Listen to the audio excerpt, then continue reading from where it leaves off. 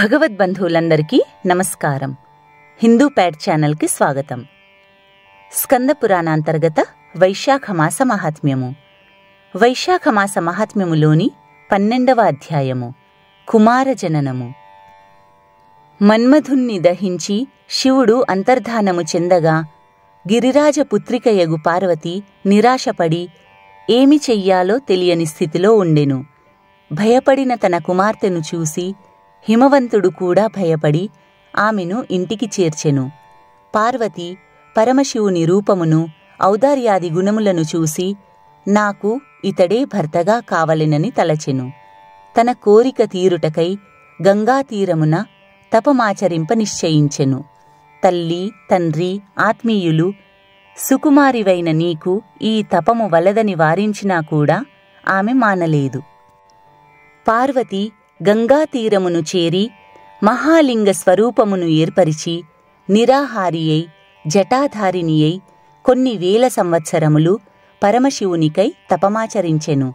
శివుడు పార్వతిని పరీక్షింపగోరి బ్రహ్మచారి వేషమున వచ్చెను. ఆమె శివుణ్ణి భర్తగా పొందుటకై తపము చేయుచున్నట్లు తెలుసుకొని శివుణ్ణి పరిహసించెను, నిందించెను. అయినను ఆమెకు శివునిపై గల దృఢానురాగము నెరిగి ప్రత్యక్షమై వరమును కోరుకొమ్మనెను.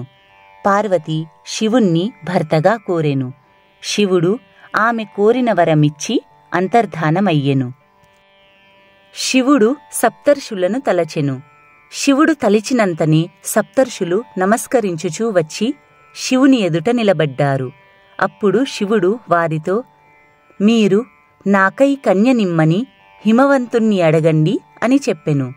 సప్తర్షులు శివుని ఆజ్ఞను శిరసావహించి తమ కాంతులచే దిక్కులను ప్రకాశింపచేయుచు ఆకాశ మార్గమున హిమవంతుని వద్దకు వెళ్లారు. హిమవంతుడు కూడా వారికి ఎదురు వెళ్లి నమస్కరించి గృహములోనికి తీసుకొని వచ్చి వారిని పూజించెను. వారిని సుఖాసీనులను గావించి, మీరు నా ఇంటికి వచ్చుటచే నేను ధన్యుడనైతిని. మీ వంటి తపోధనులు నా ఇంటికి వచ్చుట నా తపఃఫలము. పుణ్యప్రయోజనము కల మహాత్ములగు మీకు నా వలన కాదగిన కార్యమును నాకు ఆజ్ఞాపించండి అని ప్రార్థించెను. అప్పుడు సప్తర్షులు, నీవు మాట్లాడిన మాటలు యుక్తములై ఉన్నవి. మా రాకడకు గల కారణమును వినుము. దక్ష ప్రజాపతి కుమార్తె సతీదేవి యజ్ఞశాలలో శరీరత్యాగము చేసి నీ కుమార్తెగా పార్వతిగా జన్మించింది. ఆమెకు తగిన వరుడు శివుడు తప్ప వేరెవ్వరూ ముల్లోకములయందు లేరు. ఆమె ఆనందమును కోరి నీవు ఆమెను పరమశివునికిచ్చి వివాహము చెయ్యవలెను. వేల కొలది పూర్వజన్మలయందు నీవు చేసిన తపము ఇప్పటికీ నీకిట్లు ఫలించింది అని పలికారు.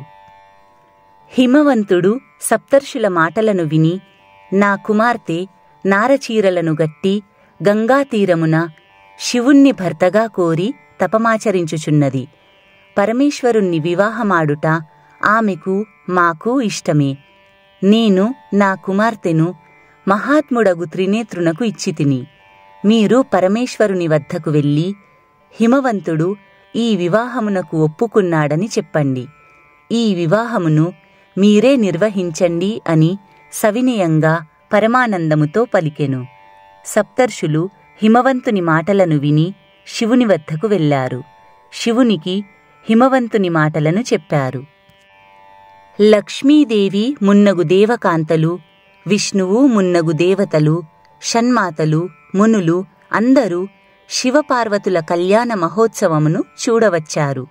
శివుడు సర్వదేవతాగణములు, మునులు, షణ్మాతలు పరివేష్టించియుండగా వృషభవాహనారూఢుడై వేదఘోషతో భేరీ మృదంగ ప్రభృతి వాద్యధ్వనులతో బంధుపరివారములతో హిమవంతుని పట్టణమును చేరెను. హిమవంతుడు శుభగ్రహ నిరీక్షితమగు శుభలగ్నమున పార్వతిని శివునికిచ్చి వివాహము గావించెను.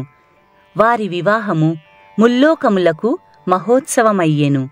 వివాహమైన తరువాత శంకరుడు పార్వతితో కలిసి లోకధర్మానుసారముగా సుఖించుచుండెను.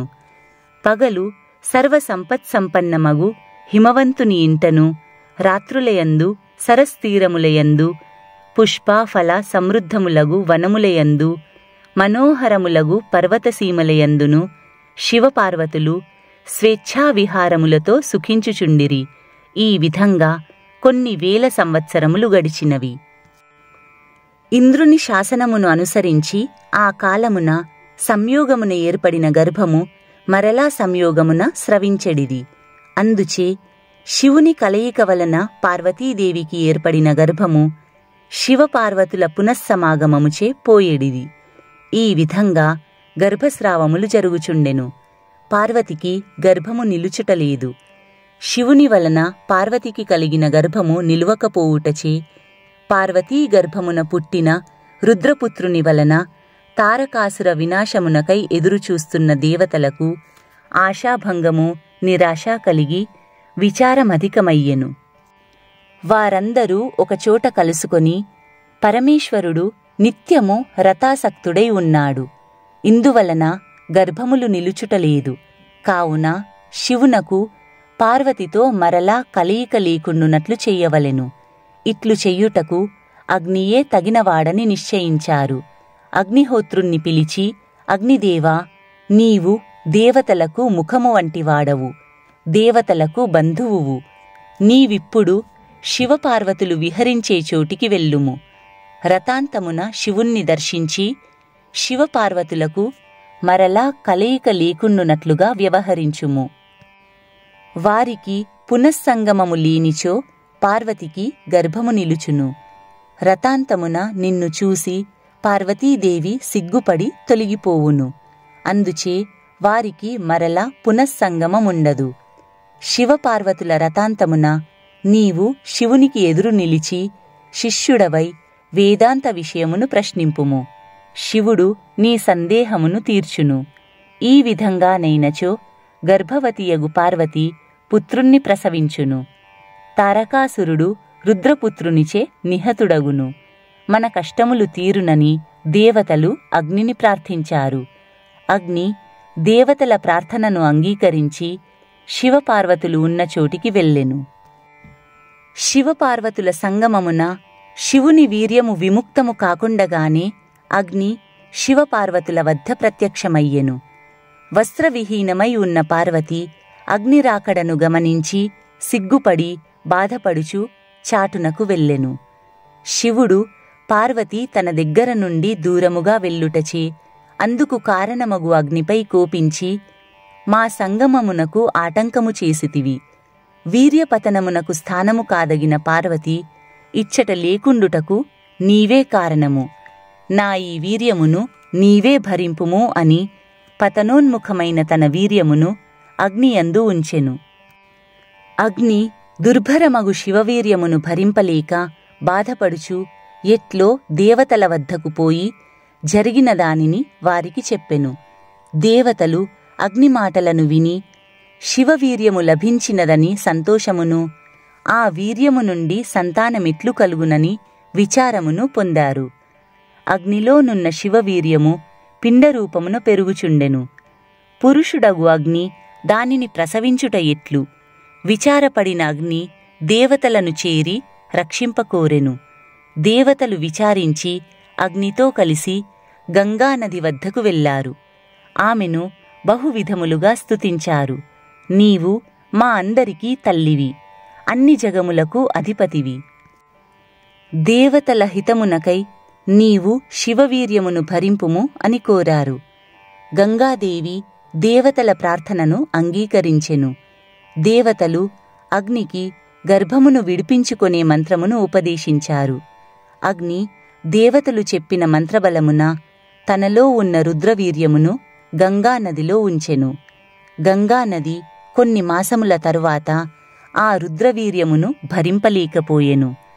దుర్భరమగు ఆ శివవీర్యమును తన తీరమున ఉన్న రెల్లు పొదలలో విడిచెను. రెల్లు దుబ్బులో పడిన శివవీర్యము 6 విధములయ్యెను.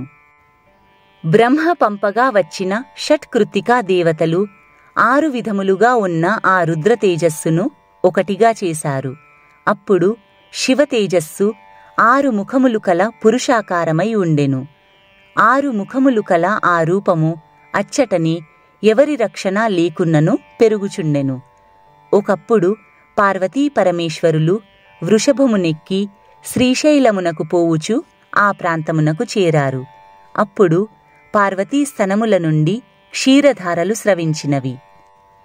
అప్పుడు పార్వతి తన స్తనముల నుండి నిష్కారణముగా క్షీరస్రావము జరిగినందులకు ఆశ్చర్యపడి, విశ్వాత్మక, నా స్తనముల నుండి క్షీరధారలు ఇలా నిష్కారణముగా స్రవించుటకు కారణమేంటి అని అడిగెను. అప్పుడు శివుడు, పార్వతీ, వినుము. పూర్వము మనము సంగమములో ఉండగా అగ్ని వచ్చెను. అప్పుడు నీవు అతన్ని చూసి చాటునకు వెళ్ళితివి. నేను కోపించి పతనోన్ముఖమైన నా తేజమును అగ్నియందు ఉంచితిని. అగ్ని దానిని భరింపజాలక దేవతల సహాయమున గంగానదిలో విడిచెను. గంగానది నా తేజమును భరింపజాలక రెల్లుపొదలో విడిచెను. 6 విభాగములైన ఆ తేజస్సును షట్కృత్తికలు ఒకటిగా చేశారు. అప్పుడు 6 ముఖములు కల పురుషరూపమయ్యెను. ఆ పురుషరూపమున్న చోటకు మనము వచ్చితిమి. ఇతడు నీ పుత్రుడగుట చేతనే నీ స్తనముల నుండి క్షీరధారలు స్రవించుచున్నవి. నా తేజస్సు వలన జన్మించినవాడు.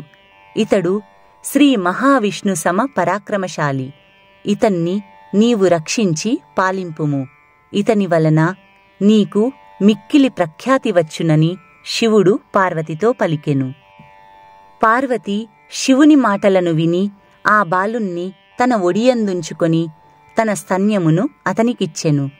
పరమశివుని మాటలచే ఆ బాలునియందు పుత్రవాత్సల్యమును చూసిన పార్వతి అతనియందు పుత్రస్నేహమును పొంది ఉండెను.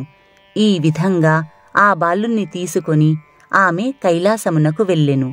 పుత్రుణ్ణి లాలించుచు ఆమె మిక్కిలి ఆనందమును పొందుచుండెను. రాజా, పరమాద్భుతమగు కుమారజననమును నీకు వివరించితిని. దీనిని చదివినను విన్నను పుత్రపౌత్రాభివృద్ధి నొందుతారు. ఇందులో సందేహం లేదు. మన్మధుడు తపస్వియగు శివునిపై బాణప్రయోగము చేసి అతని తపోదీక్షకు భంగమును కలిగించి శివుని కోపమునకు దుఃఖమును పొందినను మరుసటి జన్మయందు వైశాఖ వ్రతమును చేసి పూర్వము కంటే కూడా గొప్పవాడయ్యెను. కావున వైశాఖమాస వ్రతము అన్ని పాపములను పోగొట్టును మరియు వైధవ్యమును కలిగింపదు. స్త్రీలకు భర్త లేకపోవుటను పురుషులకు భార్య లేకపోవుటను వైధవ్యమని చెప్పవచ్చును. వైశాఖ వ్రతమును చేసి రతి దహింపబడిన మన్మధుణ్ణి పొందినది. మన్మధుడు కూడా దగ్ధుడైనను వైశాఖ మహిమ వలన భార్యను పొందెను. విశాఖ అను పదము కుమారస్వామిని చెప్పును. వైశాఖ వ్రతమున విశాఖ జనన శ్రవణము పుణ్యప్రదము. శివుని కోపాగ్నికి గురి అయినను మన్మధుడు అనంగుడైనను ఏ వైశాఖ వ్రత మహిమ వలన సర్వోన్నతుడు సర్వోత్తముడు భార్యాద్వితీయుడు అయ్యెనో ఆ వైశాఖ వ్రతమును ఆచరింపని వారికి, వైశాఖ స్నానము చెయ్యని వారికి, దానము చెయ్యని వారికి, వారెన్ని ధర్మములను ఆచరించిన వారైనను వారు కష్టపరంపరలను పొందుతారు. ఏ ధర్మములను ఆచరింపని వారైనను వైశాఖ వ్రతమును ఆచరించినచో వారికి అన్ని ధర్మములను ఆచరించినంత పుణ్యలాభము కలుగుతుంది.